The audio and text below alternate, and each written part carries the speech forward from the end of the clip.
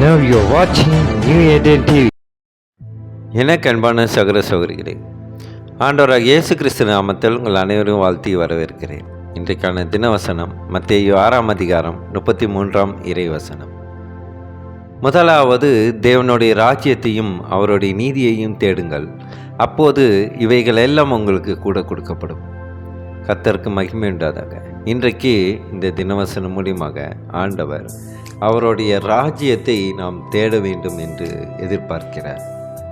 கிறிஸ்துக்குள் பிரியமானவர்களே, இன்றைக்கு நாம் எத்தனையோ காரியங்களை செய்கிறோம், ஆனால் அப்படிப்பட்ட காரியங்களிலே நமக்கு வெற்றி கிடைப்பதில்லை. எப்போது வெற்றி கிடைக்கும்? எந்த முயற்சிகள் எடுக்கும்போது நமக்கு வெற்றி கிடைக்கும்? எந்த கடினமான ஒரு உழைப்புகளை போடும்போது நமக்கு வெற்றி கிடைக்கும்? எந்த ஒரு உழைப்பினாலையும் நமக்கு வெற்றி கிடைப்பதில்லை. ஏனென்றால் நாம் உழைப்பு என்று சொல்லப்படும் நம்மளுடைய வேலையானது அது உழைப்பாக இருக்காது. எப்போது அது சரிவர நாம் செய்ய முடியும்? அதை தான் ஆண்டவர் சொல்லுகிறார். அவருடைய ராஜ்யத்திலே தான் நீதி உள்ளது. அவருடைய ராஜ்யத்தை நாம் பின்பற்றும் போது, பொதுவாக அவருடைய ராஜ்யத்துக்கு நாம் பிரவேசிக்க வேண்டுமென்றால் நம்மளை தகுதிப்படுத்த வேண்டும். நாம் அப்படிப்பட்ட ராஜ்யத்துக்கு நாம் பிரவேசிப்பதற்கு என்ன தகுதிகள் வேண்டும் என்பதை ஆண்டவர் நம் பரிசுத்த வேதாகமத்தில் பதிவு செய்திருக்கிறார்.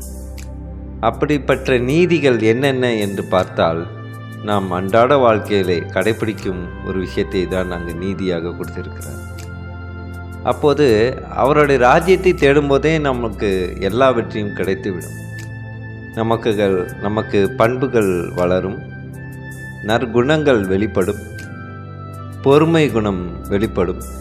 இப்படி நாம் பொறுமையாக இருக்கும்போது நம் அன்றாட வாழ்க்கையில் கூட இந்த பொறுமை மிகவும் அவசியம். சாந்தமாக இருப்பது மிகவும் அவசியம். மற்றவர்களோடு பண்புகளோடு நாம் பழகுவது மிகவும் அவசியம். இதையெல்லாம் ஆண்டவருடைய ராஜ்யத்தின் மூலியமாக நமக்கு கிடைக்கும். கிறிஸ்துக்குள் பிரியமானவர்களே, இங்கு தேவனுடைய ராஜ்யத்தையும் அவருடைய நீதியையும் தேடுங்கள். இந்த நீதி என்ற சொல்லப்பட்ட வார்த்தைக்கான விளக்கத்தை நாம் இன்னும் ஆழமாக தியானிக்கலாம். ஆதியாகமம் 15ஆம் அதிகாரம் 6ஆம் வசனம் இப்படியாக சொல்கிறது.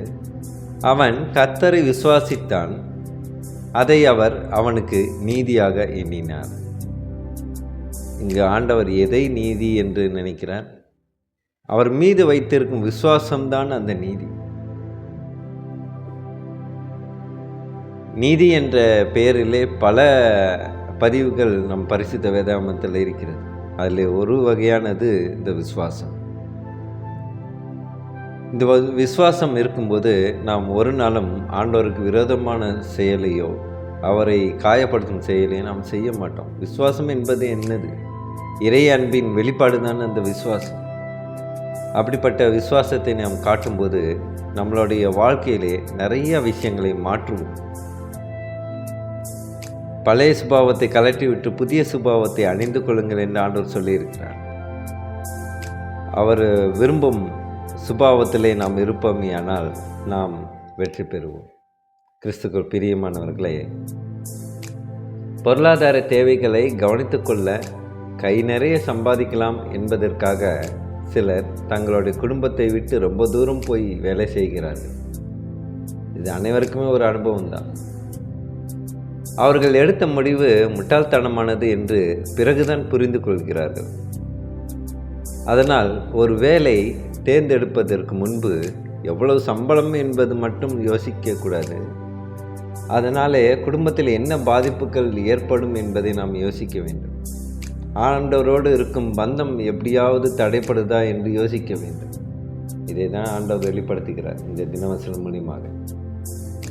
உங்களே இப்படி கேட்டுக்கொள்ளுங்கள். நான் என்னுடைய துணையை விட்டுவிட்டு தனியாக இருந்தால் என்னுடைய கல்யாண வாழ்க்கை எப்படி பாதிக்கப்படும்? சபை கூட்டங்களுக்காகவும் சரி, ஊழியத்துக்காகவும் சரி, சகோதர சகோதரிகளோடு நெருங்கி இருப்பது எப்படியெல்லாம் பாதிப்பை ஏற்படும்? நான் என் பிள்ளைகளோடு இல்லை என்றால் ஆண்டவர் சொல்கிற விதத்தில் நான் எப்படி பிள்ளைகளை கண்டித்து வளர்க்க முடியும்? இதையெல்லாம் நாம் வைத்து பார்க்கும் பொழுது நாம் ஒரு வெகு தூரத்திலே போய் வேலை செய்ய வேண்டும் என்பதை நாம் தவிர்த்து விடும். இதை தான் ஆண்டவர் நம்மளுடைய நீதி என்று சொல்கிறார். ஆண்டவருடைய பார்வையில் எதெல்லாம் நீதியாக இருக்கிறதோ அதெல்லாம் நமக்கு அநீதியாக காணப்படுகிறது. ஆண்டவருடைய சட்டங்களை பற்றி தெரியாத உங்களுக்கு உங்களுடைய சொந்த பந்தங்களும் நண்பர்களும் சொல்வதை கேட்பதற்கு பதிலாக ஆண்டவர் என்ன யோசிப்பார் என்பதை புரிந்து கொண்டு அதுபோல் செய்யலாம். அவர் இந்த ராஜ்யத்தில் பிரவேசிப்பதற்கு என்னென்ன நியமங்கள் எல்லாம் கொடுத்திருக்கிறாரோ, என்னென்ன சட்டங்களை எல்லாம் கொடுத்திருக்கிறாரோ அதையெல்லாம் நான் கடைப்பிடித்தாலே நம்மளுடைய அன்றாட வாழ்க்கையில் வெற்றி கிட்டும். கிறிஸ்துவுக்குள் பிரியமானவர்களே, அப்படிப்பட்ட ஒரு வாழ்க்கைக்குள்ளே செல்வதற்கு அவருடைய ராஜ்யத்தை நாம் தேடும் பொழுது நமக்கு நீதிகள் கிடைக்கும். அந்த நீதியை கடைபிடிக்கும் போது நமக்கு வாழ்க்கையில் சந்தோஷம் ஏற்படும். நாம் மட்டும் சந்தோஷமாக இருப்போம் மட்டுமல்லாமல் நம்மளை சுற்றி இருப்பவர்களும் குடும்பத்தாரும் உறவினர்களும் சந்தோஷமாக அடைவார்கள். அப்படிப்பட்ட சந்தோஷத்திலே நாம் பிரவேசிப்பதற்கு ஜெபிப்போமா? கர்த்தாவே, துதிக்கிறோம் எங்கள் அன்பின் நேசரே. அப்பா, இந்த மத்திய 6ஆம் அதிகாரத்தில் சொல்லப்பட்டது போல அப்பா, உம்முடைய ராஜ்யத்தை தேடும்போது தான் எங்களுடைய அன்றாட வாழ்க்கையில் கூட வெற்றி கிடைக்கும் என்று நாங்கள் விசுவாசிக்கிறோம் கர்த்தாவே. அப்பா, முதலாவது உம்முடைய ராஜ்யத்தை தேடும்போது தான் எங்களுக்கு நீதிகளை கிடைக்க செய்வீர்கள். எங்கள் அன்பின் நேசரே அப்பா, இந்த பரலோக ராஜ்யத்திற்காக நாங்கள் தகுதி உள்ளவர்களாக மாற தேவ கிருபை செய்யும். எங்கள் அன்பு சகோதர சகோதரிகள் ஜெபிக்கின்ற கர்த்தாவே, இந்த நாள் முழுவதும் அவர்கள் செய்யும் ஒவ்வொரு காரியத்திலும் நீதியான செயல்களை செய்ய தேவ கிருபை செய்ய மாட்டோம். சோத்திரம் கர்த்தாவே, துதிக்கிறோம். இயேசு மூலமாக ஜெபிக்கின்றோம் நல்ல பிதாவே. ஆமென், ஆமென்.